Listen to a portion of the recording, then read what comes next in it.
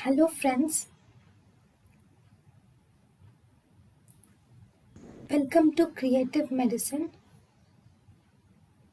In this lecture, we will learn about. Hello friends, if you were asked a question, excessive contraction of lateral pterygoid. Excessive contraction of lateral pterygoid causes what?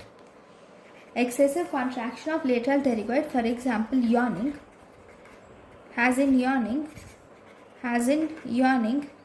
it will cause dislocation of articular disc.